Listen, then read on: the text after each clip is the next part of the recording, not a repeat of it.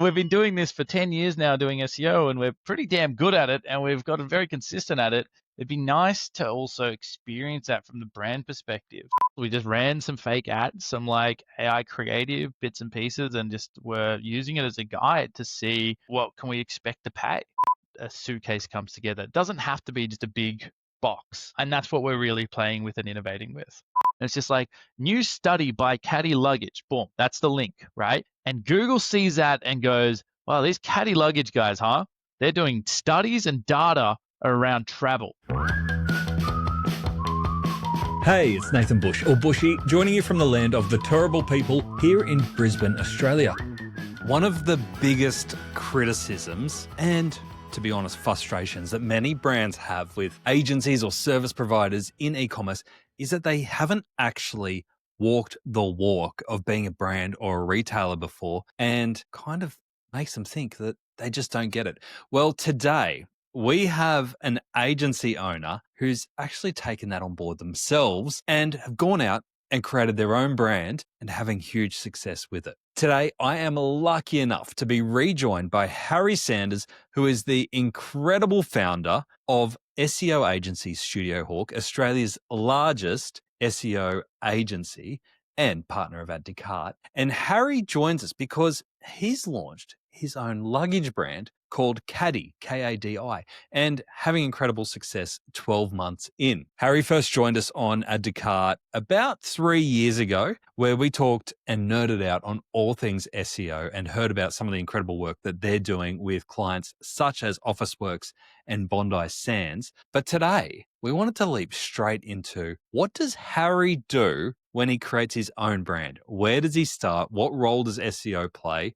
And what is he doing differently? And it's a fascinating story. He's already launched multiple versions of the product, from weekender bags all the way through to hard-shelled suitcases, and got the first range stocked in Myer, appearing in some of Australia's most respected publications. And he tells us how he does that today. We also discuss the SEO first principles that Harry carried into KADI when he was creating it for the first time. And Harry has this knack for explaining some of the most complex principles in the most easy to understand, basic, usable, actionable methods possible, even when it gets really nerdy in SEO. So he tells us about those principles. He also tells us why in Australia we are underusing digital PR, and showcases the incredible success that KADI is having by leveraging that first and foremost before technical SEO. And lastly, he tells us some of the ways that he set up the business model for KADI, including running phantom ads before the product has launched, to make sure that he sets the model up correctly to have a wide distribution in retail, being able to run promotions and have D2C all at the same time right from the start. So there is so much to cover here across the KADI story. We also talk about best practice for SEO. And of course, it's not an SEO episode without diving into the future of AI and what that means for SEO and customer behavior. Without any further ado, thank you again to Studio Hawk for making this episode happen. Here's my conversation with Harry Sanders, founder of Studio Hawk and co-founder of KADI. Harry, welcome. Well, I was going to say welcome to Add to Cart, but it's a welcome back to Add to Cart. How good to have you back here, mate. Thanks, mate. Good to be back. A lot has changed. I think we were 3 years ago that we first had you on the podcast telling the Harry story and the Studio Hawk story. So much has changed. Firstly, thank you for partnering with Add to Cart this year. And it's been awesome to do events like Online Retailer with you and the team, as well as have your support to keep this podcast going. So thank you so much for that. But so much has changed in your world. We've obviously got a lot of changes in SEO, which we'll talk about, but you've also gone and just casually launched a consumer brand as well as an SEO agency. Yeah, I thought I would step on over and see if it's all it's cracked up to be. Has it cracked up well? It has, but it's a completely different game, isn't it? It is. So tell us about it. What inspired you to go from the cushy world of agency where you do nothing but sit around and tell clients what to do all day to actually running your own brand? What was the inspiration? There was a couple things. So I've always wanted to do product. I love agency and I love being able to help brands grow, but there's something about seeing your brand being used. And I was hanging out with a lot of my buddies who've got e-com brands, and would walk past places and I'd be, oh, look, someone's using, my business. And I'm like, that's so cool. I mean, our equivalent is you see clients and you're like, oh, wow, that's super cool. I can see my client in the real world. And then the second part of it was, well, man, we do a lot of this stuff for brands, right? And that's great. Now, obviously, the deal is we grow them, they give us a retainer, but they obviously have the upside, right? It makes sense. It's very fair. I thought, well, what if I had some of the upside as well? We've been doing this for 10 years now, doing SEO, and we're pretty damn good at it, and we've gotten very consistent at it. It'd be nice to also experience that from the brand perspective. So I stepped away from the operations of Studio Hawk about a year ago, so step back a little bit more. And I thought, you know what, this is the time. And a great opportunity presented itself with someone that has a lot of background in e-com. So she was able to handle the product stuff and logistics and background in Procter & Gamble, and I was to come in and help do the SEO and help with the marketing. Oh, so you're the marketing guy. That's it. And who's your co-founder? Meirav Ambar. So okay. She's done a few different businesses in the past. Quite successful, yeah. Lovely. And was it always going to be luggage? Yeah, it was always going to be travel, right? So we knew, especially, and everyone's always asking about July. July were coming out. They've revolutionized that travel space, and they're incredible story, incredible job. But I just saw there was so much more in that sector, that Aussies love travel, and there's a lot of room in that space. Was this gut feel that there's a lot of room in that space, or did you have some SEO insight magic to that? A little bit of column A, a little bit of column B, mate. So Studio Hawk's now operating in the UK, the US, and Australia. It's great story around going global. And I'm in the US all the time. And I travel with my suitcase, and I traveled with a variety of different suitcases in the past. And I just thought, they're all kind of the same. They look different from the outside, but they're all kind of the same. And I just thought, imagine if we had bags or travel items that were more purpose built. And so that was kind of where the idea was born. And we started looking at that from a keyword volume and SEO perspective to see if there was that gap. Okay. And did you put a special request into the product team when you were first launching to go, I've got this very specific problem when I travel. I want to see this in the products that we make? Mate, so many times. I got about a 30% success rate on that. The product guys are very dialed in, and obviously they know what works and what doesn't. I'll be like, oh, imagine if we had a magnetic front of the bag or something. And they're like, yeah, cool. So on the plane, that magnet's going to come off and then they're going to lose the front part of their baggage. And I'm like, oh, yeah, that's good. Got to listen to the team. You're the product guys and I'm the marketing guy. That's it. Yeah. Awesome. All right. So tell us about, for people who haven't come across KADI, launched in 2023. You said that you've stepped away from the operation about a year ago to really focus in on growing it. What's the USP behind KADI? You kind of gave us an insight there, but like you said, we do have amazing brands out there like July. Big shout out to Ethan because he's going to hate me when he hears about us doing this episode together, all the way through to your Samsonites, your Antlers, everyone of that world that's been around for a while. What's the USP for KADI? Yeah, so I think, how we describe it is you've got your Julys, your Samsonite, your Antlers, a lot of fantastic brands, and they're really focused around the positioning and the visual identity of the product, right? Which is great. And most of them, with the exception of Antler, are probably more premium kind of, expensive. KADI's USP is more around having a premium mass product that's designed with kind of modularity or different travel experiences. So one of the things that we're known for is our weekender bag. So not specifically just luggage, though we do sell a lot of luggage, but we have this weekend bag that is so popular because it's got this little compartment at the bottom and it's waterproof and it's where you can put your shoes or other soft items. So you can separate out your luggage. And so girl weekends and stuff like that, that just pops off. And then we've got a backpack, which has got a similar mechanism, which is we launched about a month ago and that's doing really well. And the USP is kind of, we say, innovating the way that people pack. So I'm sure, Nathan, when we went to Goldie together, we had very different configurations in our suitcase, right? Are you saying I'm disorganized? I'm saying I'm disorganized. One of us is, certainly.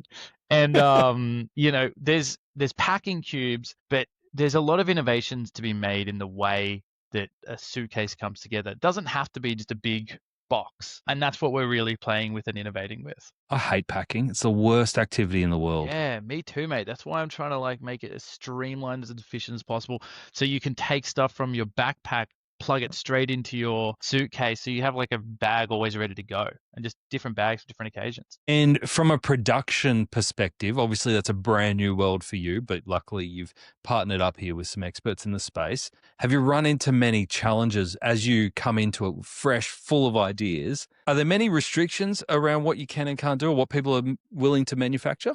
I mean, it's funny. It reminds me a lot of programming, right? And bear with me here. In programming, sometimes someone might say something, they're like, oh, we need to change this title on all the SKUs that we have. And you're like, that's like a week worth of dev hours. And they're like, what? It's because it affects so many different things. And then sometimes it might be like, oh, we need to change this whole page to look completely different. And you're like, yeah, that's probably 2 hours work. And as a programmer, it's funny because you know what tasks are really easy and what are really hard, but might seem easy. And the flow-on effects to that. Totally. Product's a bit similar, right? You're like, oh, okay, cool. Oh, we're doing new zippers. Cool. YKK. That sounds great. Let's roll those out. And they're like, cool. Product cost of that is blah per zipper. And now the bag costs an extra $20. And you're like, well, hold on. There's only like 2 zippers. How does that flow on? And they're like, well, because and it's just these cascading things. And e-com owners will know exactly what I'm talking about. I understand their world now. Like, it's not just, I'm not just throwing SEO at everything. I understand that there's a bigger game at play. So that's what's been fun to learn. That's awesome. And how good that you can now be in the shoes of some of the founders, because I know that you work with businesses all the way from office works through to founder-led businesses, but so nice to be able to be in their shoes. And when they're talking about problems, you go, oh, actually, I had that problem as well. 100%. Yeah. When you set this business up, did you set it up intentionally at the start? 2 questions here on how you set it up. Did you set it up to be global? Let's start there. Was the intention that it would always go global from the start, even though you started in Australia? It's kind of a complicated one. Not really. We kind of looked at Australia and, I'm sure we'll come to it. We launched it into Myer, right? So we launched it in collaboration with Myer because we knew it would get immediate backing behind it. And also it gives us the funds to then develop the product further, because we're on kind of iteration 1 of the product at the moment. And there's so many exciting things in the second iteration of the product that we're launching soon that our partnership with Myer has been able to give us. And also the customer data from all of my customers. And yeah, so that's been huge. But like, there's been opportunities, but we really want to focus on Australia. And now with all the tariffs, you were like, fuck that. I'm staying here. Fuck that.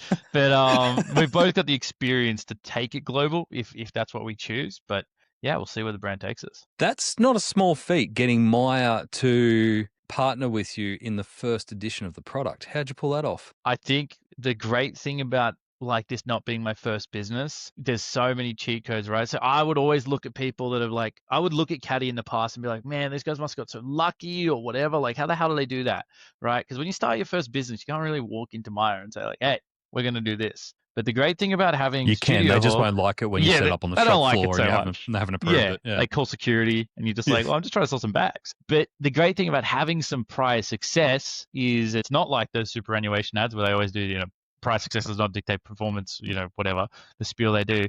Brands like working with you because you'd be like, well, I've done this already. I think I could take this brand here and I've worked with these brands, blah, blah, blah, blah. And they're like, great, cool. Let's do something. So you're not that scrappy, well, you might still be that scrappy entrepreneur, but it's not your first rodeo. You've built things before. Yeah, you've built things before. We've built 100, plus team members and built countless e-com brands for other people. Were Myer a Studio Hawk client? I can't confirm or deny that one, but we're certainly doing some things.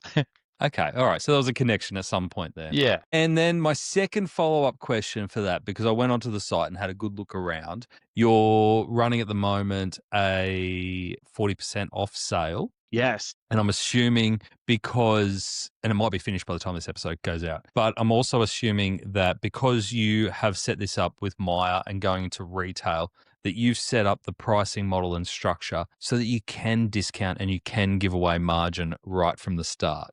Was that important? That'd be very smart, Nathan. Yeah, that's exactly what happened. When you're in retailers with like Myer, they expect a discount. The Australian consumer expects a discount strategy. Now, you can go against that. Brands like July have been very successful in going against that, but it's a different audience. We're not necessarily targeting the same people of July. And so for us, we went into it knowing that. And it's also made it very difficult as well sometimes on the D2C side, because we'll be competing, our own brand will be competing with Myer versus our D2C. And it kills your, one of the reasons why we're so deep in SEO in KADI is because from an ads perspective, our conversion rate sometimes, if someone will just shop around on Myer, they'll see a better deal there and go there. And that's rough when you've spent the money to acquire the customer. Now, obviously, it's great. It's great for us in the long term because, more sales through Myer, good for us, but not so good on the margin. So, but yes, to answer your question, that was definitely part of the strategy. And now we're going down that path of how do you create distinct product lines that differentiate. Okay. And then how do you hold value in that when you've got customers who can shop around and there might be different pricing in different channels, or they see that it goes on sale off and on throughout the year? How are you going about creating value? Is it through the unique product features that you're pushing that? Yeah, I think you really still have to create value in the quality of the product. And I think one thing we're very lucky with that, it feels like you're getting a good deal. And that's very key to these things, right? When a consumer buys a KADI product, they'll be like, oh, wow, I can't believe I got this 40% off or whatever promotion we're running, because it feels like, and it's the same material as a July suitcase, right? It's the same polycarbonate, it's the same, materials, but you're getting it at a value price.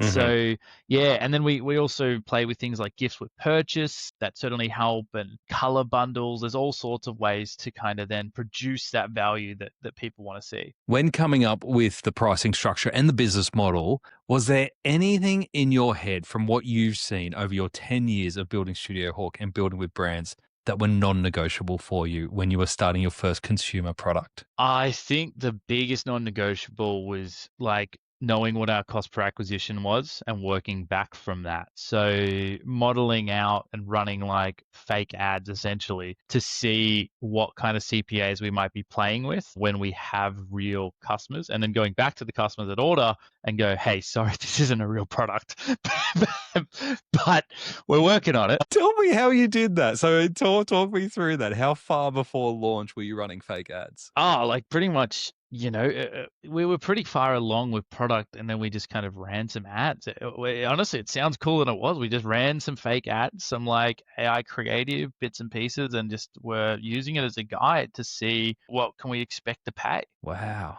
And so they run it, and you're talking Meta and Google? Yeah, Meta, Google, and then we started playing around with keyword difficulty for SEO. Obviously, we couldn't do an SEO campaign on a fake product, but it certainly was kind of, how we piloted it. Okay. So you understand your cost per conversion or cost per customer and then built out from there.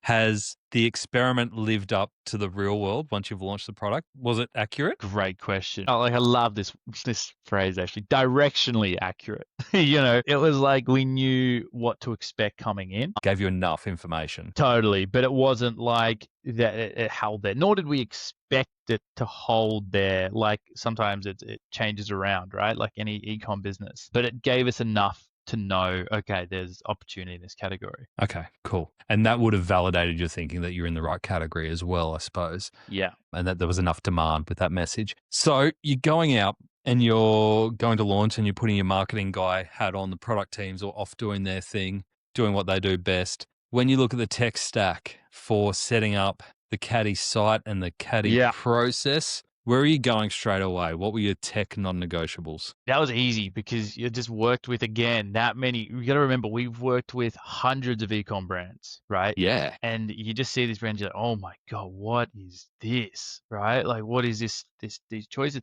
And a lot of the time, and it's not the brand's fault. It's just they don't know what they don't see, right? They were only working on one brand. Yeah, you get to play with everything. Exactly. So I went straight to Shopify, easy, figurable, customizable, rather than, messing around with really complex setups. Straight to Klaviyo, really easy email kind of consumer stuff. What other tools did we build in the stack? There's quite a few, like quite niche ones that we just kind of rolled in, mostly around like, I know the order editing guys really well, so that was a great one to roll in to just make it as seamless as possible. And now we're playing around with new tools for putting the UGC up on our product pages and experimenting around with that. And yeah, all of that stuff, we know what tools to use and not use. Yeah, nice. Because even looking at the site, It's a nice site, but you haven't overly complicated it or created a huge amount of custom functionality in there. So has that allowed you just to go best of breed basically across the stack? Yeah, and then look, we can go deeper into those areas. It's about building an SEO foundation, which is what we started with for KADI. It's like SEO first principles from day one for this website, right? And that's been awesome. And then it's now going, okay, cool. We want to change the weekender page and make it more of a hero product. We want to incorporate more UGC. Now we've got a bunch of press about KADI. We now want to do a featured in section. You know, Mm. I think a lot of people when they start a business, they copy. The worst mistake I see people make is they see a website like Nike or a big brand and they're like, I'm gonna copy that. I'm gonna replicate the big guys. It's the worst mistake you can make, right? You really need to start in steps. Okay, so let's talk through those steps. What are those SEO first principles that you stuck to when you're building out the site for the first time? So first principles, your category pages, right? Your category pages need to be like elite, right? Because well, two reasons now. First of all, that's where Google wants to send traffic. Second of all, now that's where AI wants to kind of fetch products and dig deeper into. So your category page needs to have internal links. It needs to have text at the top so it gives some context to Google and AI what this actual page is about. That was a non-negotiable, even just having the different information architecture we call it. So you'll notice that there's shop by color, shop by like range. So we do really well for specific colors of luggage. We do really well in terms of rankings for like kids luggage, and we really drill down into those quite niche specific terms because we knew we're not just going to rank out of the gates for luggage, Yes. but if we get more niche and specific with our information architecture and how we lay out this website, that's going to give us traffic. It's a really good call out around category pages in that the way you're thinking about category pages is like, what are the categories you can own, not necessarily just creating pages for every piece of your primary navigation menu. 100%. Is that fair? That's exactly right. So you'll notice we kind of very deliberate with our category pages and very deliberate on our main menu with what categories we call out. Like our kids is on our top level category because we know where we can rank really well for kids luggage, right? So that's a major call out. Same with the weekender. We call out things like soft shell versus hard shell at the very top in our navigation because when people come to the site, they either want a soft shell or a hard shell. They don't want to see like a lot of brands just do it by luggage, right? But people know if they want, soft or hard. So you've got to separate these things out and make them very easy categories. So if someone came to it from search or through AI, they're immediately on the page they want to be on. Makes a lot of sense. And just on that text, I think some people struggle with category pages. They either go hell for leather and create all these beautiful custom pages for category pages, or they kind of copy and paste a paragraph from GPT and chuck it at the top, and then they just have their standard filtered list of products underneath that. What's your approach to the level of effort you should put into content on those category pages? Honestly, I think you can, again, this is where it depends what stage. If you're starting out, just having a paragraph there is great. If you have a ton of products, then you can start faceting down that. If you don't, you can have a bit of text and maybe some internal links there if the site's quite complicated. Ours isn't that complicated, so we haven't really gone hard on the internal linking. But, when I think about our work with Bondi Sands and stuff, we've gone really deep into the above the fold, at the bottom of the website, really faceted navigation across, and that's allowed them to really boom. And you'll see in KADI, if you're listening to this maybe 2 years later, you'll see very different category pages probably have faceted navigation, probably have that below the fold content because we've now got more authority and more opportunities to leverage that. Whereas when you try and over optimize that at the very start of your e-commerce journey, well, you're doing just that, you're over optimizing. And so you're just not, you're not getting the yield you should. What do you mean by over optimizing as a new player? Like, I didn't realize that was a thing that you could over optimize. Yeah. So, this happens a lot. So basically, when you're starting out, if you try and have the level of categories or information architecture or the frequency of blog posts or content that all these big players are putting out, you just disappear, right? If you just try and start with thousands of SKUs. They just get overwhelmed and they just don't know where to look. Totally. You have a semblance of PageRank or authority, we'll call it for the purpose of this, that if you dilute too far, Google doesn't know who to show you for. AI doesn't know who to show you for. So by being really specific in with what content you put on a page and how you call it out, that's how you want to kind of own that, rather than, putting out a ton of content and then Google's just like, yeah, I'm not sure. You don't have the kind of credibility to back this up. Yeah, you're not that important, and I'm not going to go to the effort to look through all your pages and all your content. Exactly. Okay, that's a really good way of putting it. Thank you. All right, so that's one SEO first principle. What else were you thinking about? Digital PR. I've been talking about this a lot. It is big globally. We are behind in Australia. You were talking about this when we did our podcast 3 years ago. I know, man. And you know what, Nate? We are not much further, which is good for KADI, to be fair.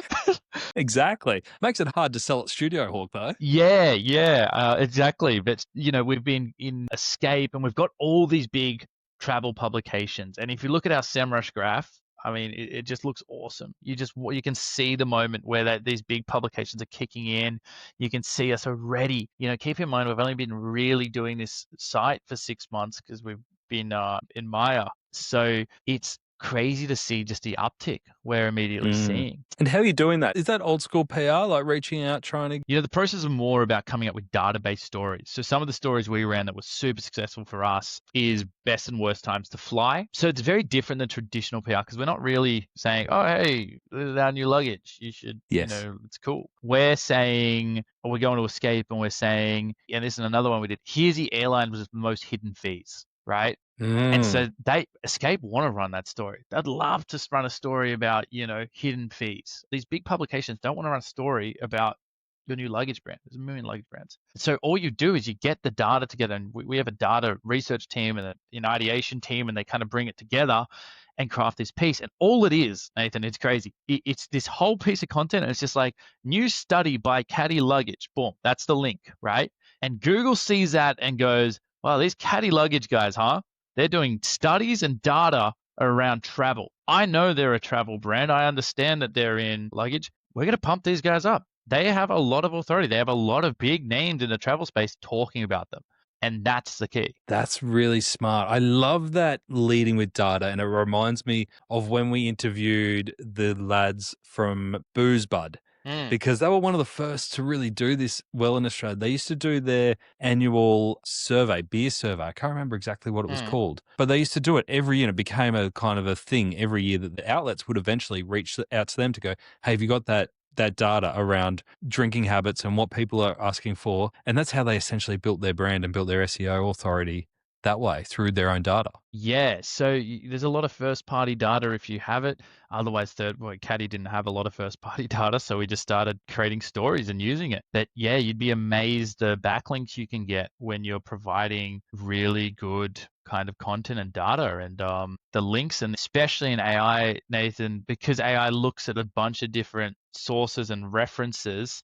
If you're in these different references and sources, you're getting cited more. Okay, cool. Any other SEO first principles you had front of mind? Honestly, those were the main ones. Just kind of laying out the pages. Everything else is fairly common sense. Good pages, making sure our category pages were good, but really just going hard on digital PR. Like if you look at KADI's SEO, you'll be like, yeah, like fairly basic. There's nothing crazy going on. But then you look at the digital PR, be like, whoa. Yeah, I thought Harry was really good at this. This is really basic. And all of a sudden you just see it ramping, just being pumped up by externals. And that's because, a lot of people really focus on the technical SEO when they're starting out. And I always say it's one of the biggest mistakes you can make. Like whether you're using H2 tags or H1 tags when you're starting out and you've got like no traffic is not going to be the difference between you getting 1 million sessions a month and getting 10 sessions a month. Like it's just not. At a bigger size, at a bigger scale, Officeworks might see a 4% increase. 4% is great when you're doing 1 million. 4% is not good when you're doing 10 people. So focus on the big things like digital PR, which is going to get you to like now we're doing thousands of sessions organically, and that's climbing every month. I think we're going to hit hopefully 10,000 this month. So that's awesome. That's kind of where you want to be moving it to. It's a really interesting juxtaposition, isn't it, when you think about what moves the needle in SEO? Because on one hand, you've got the technical side, which you made a great point there. It's not going to get you where you need to be. It'll get you the little percentages. But, everyone pictures, someone in their bedroom doing all the things late at night, optimizing things, backlinks, all that sort of stuff. But then actually the real grunt works happens in more of your agency style, PR, form relationships, have conversations, get it out there into the world rather than focusing inwards, Yeah, which is not the perception of SEO. it's funny, isn't it? Yeah, and I think SEO is very different than, and we spoke about this even 3 years ago. It's funny. Yeah. Like SEO is very different than how people perceive it. And, if you can understand first principles of SEO, you're smarter than 90% of SEO specialists, right? Yeah. So I think a lot of people have been carried away with, it's like I'm learning a lot about media buying, right? Never been my world previously about meta and stuff. And now obviously we see in media buying and everyone talks about it, that it's not so much about the buying or the targeting, it's all about the creative, right? And SEO is not so much about, the tiny little changes. It's more of the actual strategy behind the SEO. And that's where I really see SEO developing and evolving. Is it difficult for you to jump on board the paid ad bandwagon? Like, obviously being a leader in Australia on SEO, which is, well, some people call it free, but we know it's not free.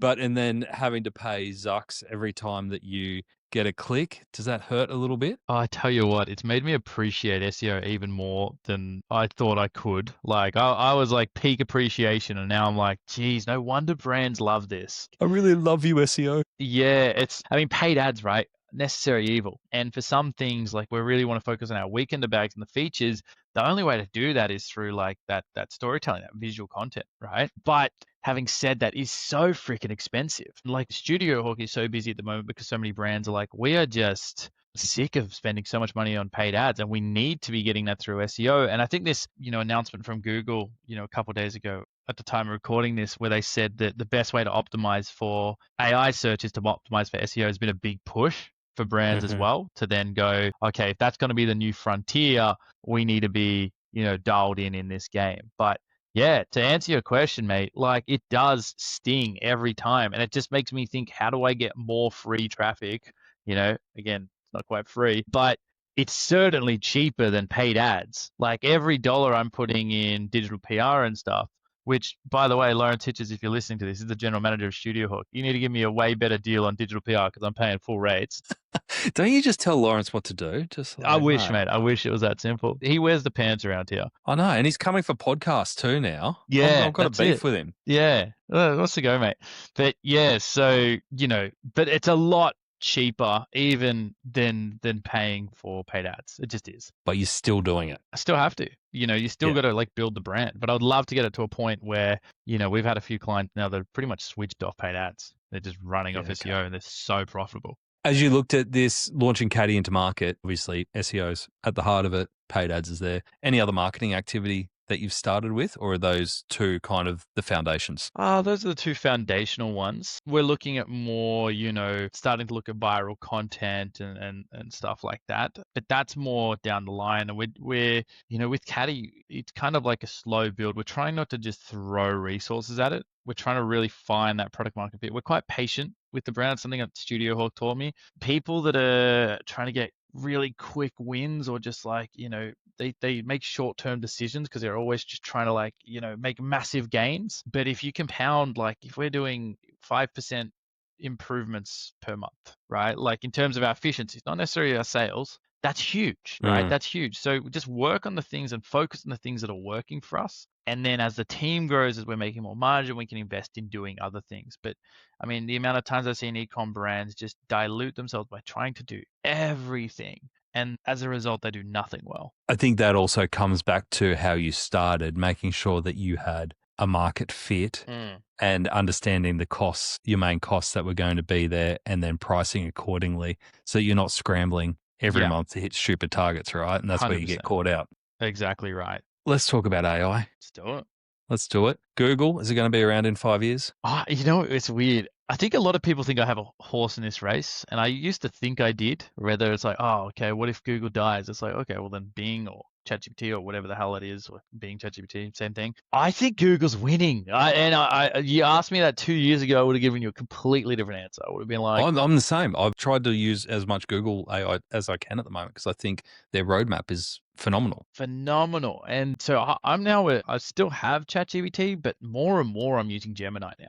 Right? Yeah. And I think what brands, not to get too into it, but I think people are realizing that it's not like people have no loyalty to to whether it's ChatGPT or Gemini or Claude, like people just swap to whatever's the best model, right? So Mhm. this whole AI arms race, it's kind of been for moot at this point, from my opinion. But Google's just got so much data, so much time. Remember, they were doing generative AI even before ChatGPT was. They just didn't want to release it because they were worried about the implications. But we're seeing this big shift in, like, all the data suggesting that there's a long answer to this. I'm trying to distill it down. So people are using AI and traditional search engines right now, Yep. right? That's what's Yep. happening. Traditional search engine, you can look at Google's quarterly reports, are still growing. AI use is still growing, but they're both still growing. People are using both, right? So Mhm. that's kind of cool. And people go, well, what if Google rolls out AI mode, which they have in most regions of the world now, and we've been playing with in the US and the UK? It hasn't been that much of an uptake, and it's very similar to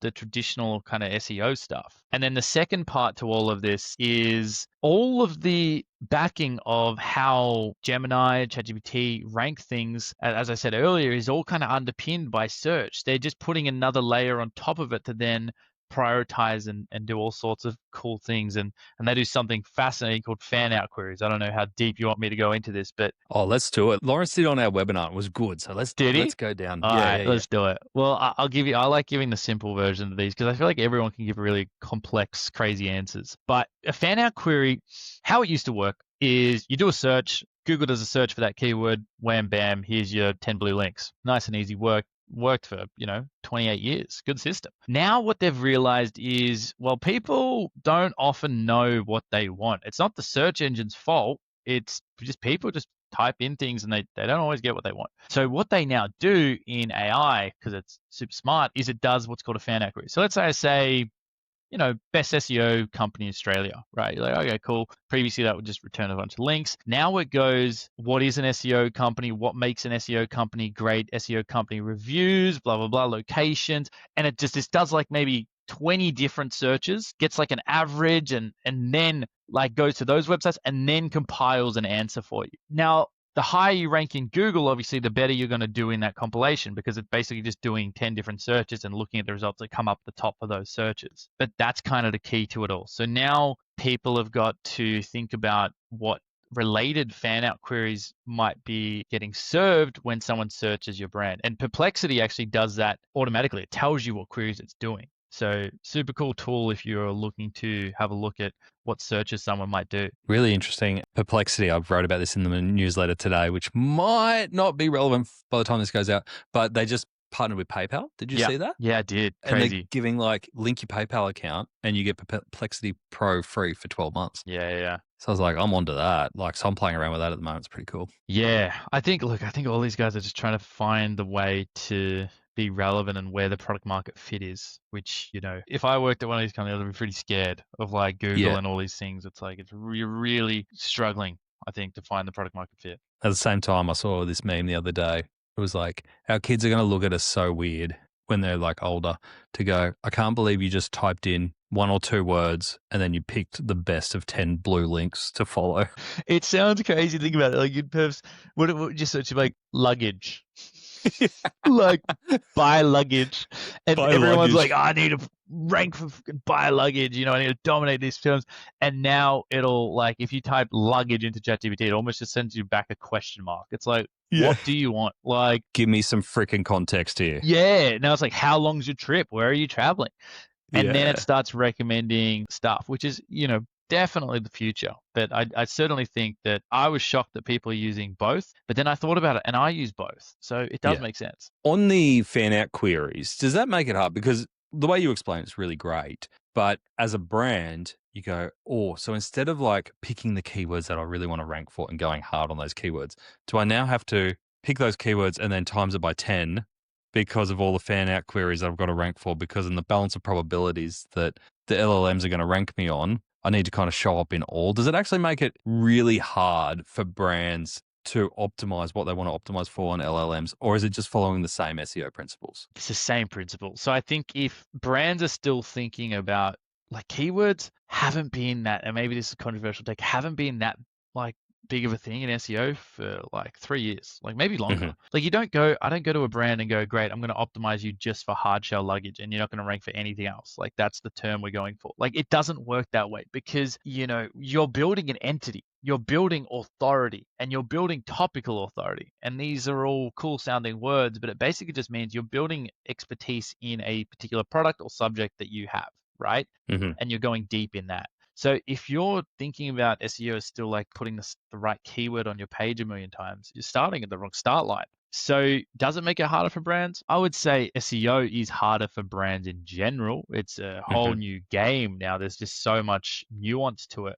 But does it mean it's harder to optimize? No, it just means that you need to continue building out your authority and continuing to niche down. Like we're seeing brands like Kogan and Temple and Webster, I actually really want to write a post about this if I had more time, really suffering in SEO, right? Really Mm. suffering because over years they've just broadened out their product catalog so much that no one really knows what their niche is, what their authority is anymore, nor does Google. And is it also getting harder for them? And I'll pick on Kogan because I don't mind picking on them. That search and AI is also taking into account context. So it's not just how often you show up, but it will go, well, actually, I'll have a look on Reddit and see what the sentiment is here Yeah. before I recommend this to you. 100%. Yeah, there's all sorts of like sentiment analysis it'll do. It'll give you pros and cons. Reddit's become a big thing that these LLMs look at.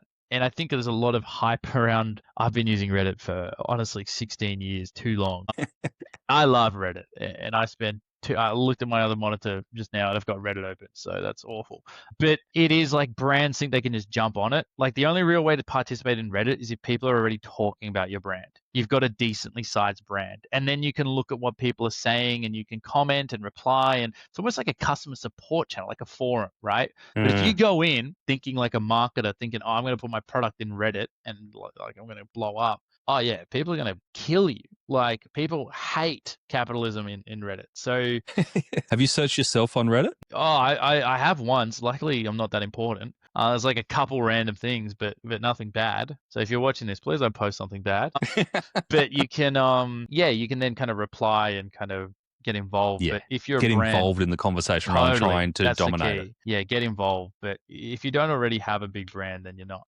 When you wrote copy and created the landing pages and everything else you did for KADI, did you do anything differently for AI? So there's a lot of talk, obviously, using Shopify's knowledge base was a tip that's been shared here Yeah. recently by Heather at Nutrition Warehouse. She saw that 300% increase in traffic from LLMs once she got around to doing that. Talking a lot about getting schemas right, talking about making sure we got FAQs structured correctly, like the importance of that. Is there any tips around that to make sure that it's set up properly more for an AI engine? Look, there's a lot of kind of things you can do that are like more hot tips. Look, AI, it's really interesting. I don't think you need to intrinsically write different for AI. AI's job is to comb through trillions of words and synthesize that into meaning. That's what it does incredibly well, right? That's literally its purpose. People try and use it for data analysis or marketing. It's not designed for that. It's designed to synthesize and understand content, right? So having said that, like you want your content to be authoritative, you want it to be, FAQs help a lot. Some easy kind of hacks we have are kind of like on blog posts having it so that you can have a button to just have it all like view this in ChatGPT or whatever, and so it feeds up straight into an LLM. Those are kind of little hacks, but in terms of the way you go about content, nothing at this stage suggests massive changes outside of like a focus on original content, right? Like, and I think this isn't a new perspective, but if you're just spinning up AI category pages and you're not editing that at all, then that's a bad idea, right? Yeah. Edit it at least. It needs to be edited. Please, guys, please.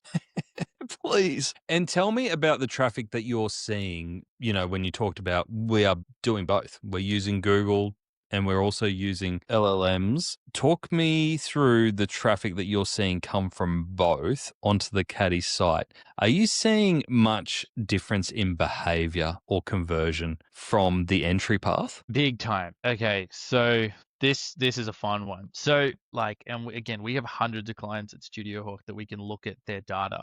There are so few like we're talking about even across our brands with the most AI visibility, they're getting 0.1% of their like sales or like revenue through like an AI like Yes. Perplexity or AI mode or whatever to a purchase.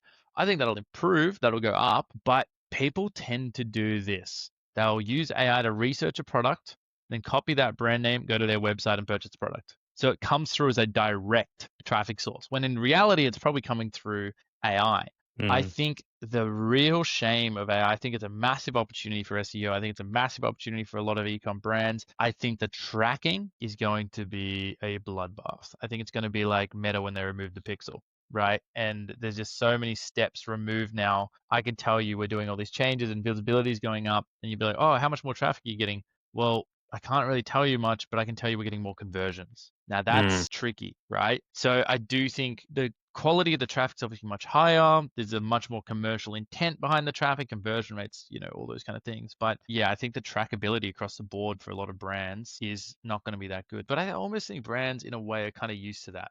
Yeah, I was about to say it. So I think we've got two schools of brands at the moment. Those who have almost given up on attribution and just like, it is what it is. Like, we'll use Myer or we'll use whatever it is to kind of get an overall view on what we're doing, whether it's going up or down. And those who are still seeking that silver bullet in attribution. From a agency perspective, do you even try and justify that anymore? Well, we have to. We have to justify, why a client would spend. That's honestly a big. It's very different being on brand side. I don't really have to. I know it's working, right? I can see my visibility graph increasing, right? That's all I'm really worried about. I can see conversion, I can see visibility. But if I was, a brand owner, and I get it now because they're working on a million things. I used to be like, how do brands not understand how important SEO is? I just frankly don't get it. Now I see, because they're working across paid, they're working on product development, they're working on a million different things, dealing with freaking influencers. Don't even get me started. And by the time they look at SEO and they're just like, okay, I don't understand the difference between non-branded attribution or branded. I don't understand what this visibility chart in SEMrush that someone's feeding me, graphs going up. Okay, what is this? I get how they don't have the time or sometimes the headspace to really understand it. But I think for me as a brand owner with KADI, I'm not that worried about attribution. I'm worried about my visibility charts going up in SEMrush because that does dictate my SEO and my sales. So if my non-branded visibility is going down, big problem, right? Big problem. But if my non-branded visibility is going up, great, no problem. And then I look at, attribution more in my meta ad, paid ads, but even that's not perfect. Sometimes they bleed over. We use Triple Whale, which is a great tool for that, but I really do think that you can get a baseline, like something somewhere in the middle is nice. You can't go, I don't know about any of my channels. I don't know what's working. I just do them. Like that's like, okay, that's kind of dumb. Or it's like I track every single channel's return on ROAS and profitability. And you're like, okay, well, that's kind of dumb because it just doesn't work like that either. It's not, there's no silver bullet. Somewhere in the middle where you're like, that's weird. This changed recently year on year, or this is different, or I was expecting. You're looking for the outliers. Yeah, exactly. That's useful, right? So if you're sitting around being like patting yourself on the back because you're like, oh, wow, direct traffic's up 50% in this past 6 months, but my SEO stayed the same and my ads have stayed the same. That's incredible. Well, where do you think that direct traffic is coming from? It's coming from either your ads or your AI or your SEO. Like, I mean, that's where you got to look into. Yeah, cool. That makes a lot of sense. You explain things so well, Harry. You mentioned there SEMrush and Triple Whale. Are there any other tools that you rely on to get that visibility and to track your marketing? We've got like a internal tool we call Hawk Pulse, which is like an AI visibility tool. Look, I'm not going to go on this whole rant about like proprietary tools. They're great to have. You can do a lot of what we do through SEMrush. It's just nice to also have a bit of visibility on the fan out queries and where we're placed. But obviously, it's not feasible for an e-com brand to build out like proprietary tool like that, right? And the tools that are on market, like the reason why we built our own, are just so freaking expensive and just bulky. That's why we kind of developed a tool to do that for us and our brands. But that's the only other thing that I would say we use for visibility. But you can do, like I said, you can do most of it with SEMrush and Triple Whale. Yeah, cool. But again, I mean, SEMrush, those guys that listen to this, they need to hook me up with discount too. We're paying like 20 grand US a month with those guys. I mean, not just KADI, but yeah, tools like that are expensive. If you can't get a discount with SEMrush as Australia's largest dedicated SEO agency, mate. we are all screwed. Mate, you are telling me, Nathan. You are telling me. Okay. I really love your reflection before around the empathy that you have for brands now when they're dealing with so much stuff. You know, you talked about influencers and everything else, and you're in this of what I've always respected about Studio Hawk is that you go, we're an SEO agency. We're not trying to do anything else. We're just bloody good at SEO. Have you changed anything at Studio Hawk based on what you've learned around running a brand at KADI for the last 12 months? Honestly, I think it's just more empathy. We're a room of, 120 SEO specialists, right? And we think about SEO all day, every day. We literally have murals on the wall that says SEO never sleeps because we have the Melbourne office signs off, and the London office kicks on, and the Atlanta office kicks on, and it's 24/7. But like I was saying earlier, it's hard when we don't feel like brands understand it or respect it or give it the love. But now I just have a deeper understanding of just the amount of things that they're thinking about. Like if we think about one thing, brands have to think about many, which is, makes me love what we do at Studio a little bit because it's, you can kind of find someone to do SEO and have it done, but then you've just got so many channels. But the biggest thing we've done differently is more just having our own test environment. I mean, the amount of tests we run for Studio Hook on KADI now are great, and having people be able to fiddle around with it and play with it and see what it's like for a real brand outside of obviously we can't test stuff on clients without their permission. It's been great for doing that. You can just run wild. Run wild. I've been playing with some AI stuff. I accidentally de-indexed a site for an hour. Yeah, just fun stuff like that. And I got this ping in my email that I was playing with some settings, vibe coding. That's dangerous, vibe coding. And just get an alert from this monitoring system we use. And it's like, hey, your robots.txt is forbidding people. I'm like, I didn't even touch the robots.txt. But anyway, it's a fun story. How good. All right. Also, I was going to ask you, now that you own a travel company, that must have some pretty good tax implications when you go on holiday, doesn't it? Mate, look, now we're really thinking deeper. Now we're thinking. Now we're thinking. Mate, I hate holidays. I just like to road test my luggage. No, that's what I tell the ATO. I hate holidays, mate. I wouldn't do it if I didn't have to. Exactly. But I have to test the luggage, guys. I have to test it. Exactly. Well, if you don't do it, who's going to do it? You can't leave it up to influencers. Who's going to do it? But it is so cool. I mean, just final thoughts on the product. It's so cool. I was at the airport just last week, and you see people wheeling around their caddy bags. But funny story, and this is a little lesson for the e-com owners, or maybe you've done this. I thought it'd be great and great content for me to just kind of, take a photo of some people in their caddy bag walking down the airport. So I'm walking through, and I'm walking past this couple I'm just trying to get the right photo, and they turn around and they're like, are you all right? And I realized I look like a creepy guy that's just had my phone out filming them, and I was started fumbling over. I'm like, oh, it's my luggage, brand. And they're looking at me like, who is this cooker? Did they get it? Oh, I think I got it out. They kind of politely smiled and went on their way, but there certainly wasn't a good explanation. But yeah, do you remember the first time you saw it out in the wild? Yeah, probably a year ago we started the KADI in the wild. We have a Slack channel for it because we think it's cool, and that's when we first started seeing it and asking people about it. And it's fun just going to people and be like, oh, what do you think of that bag? And they're like, oh yeah, I love this bag. I've been traveling around with it. It's been here, and I think it's super cool. Super cool. So cool. Congrats, Harry. I love the evolution. I love that you never sit still. You should start enjoying holidays. I know it's burdensome, but thank you so much for sharing today. And I also love that as agency owner, that you're kind of putting everything to the test. You're putting it all on the line, right? Because you're showing that we can walk this walk, and it's a really refreshing approach. 100%. I think it's good to put your money where your mouth is. You can say you've grown brands, but till you have an e-com brand, it's really telling. But it's really cool to just, I think, still have the agency super focused in SEO as that grows out, but understanding that we're a small part of the puzzle, right? But a valuable and an important part. Well, especially for Lawrence, because you should start giving you discounts on it. 100%, Lawrence. Please hook me up.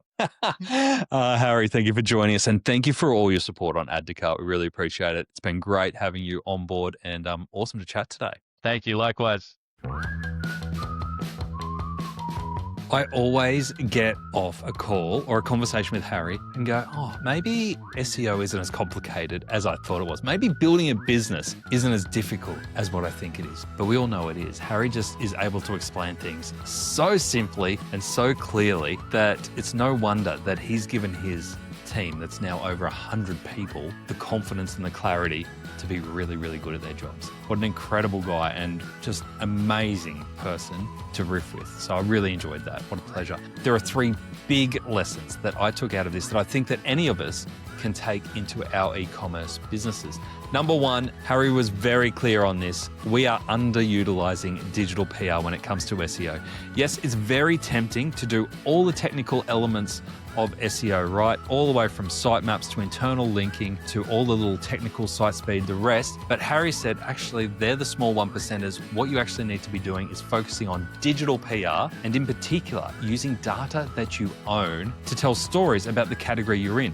Don't use digital PR to go out and talk about a new product that you're launching in market or a new store that you're opening up. Think about what gets the headlines and then connect it to the data that you've got or potentially the audience that you've got to get the data and tell that story. As Harry explained there, the flow-on effects around creating authority in your category by releasing that data and having it published on credible sites and media publications will do way more than any technical tweaking that you might do in the background. Number 2, test your unit economics before launch. Harry was pretty open around the fake ads that they ran for KADI before they even had a product ready to sell. But it's never been easier to spin up ads using AI, using product imagery that you might already have or mock-ups, and take that out to market. Obviously, you've got to be very careful around what you're promising if you have orders come through from those ads.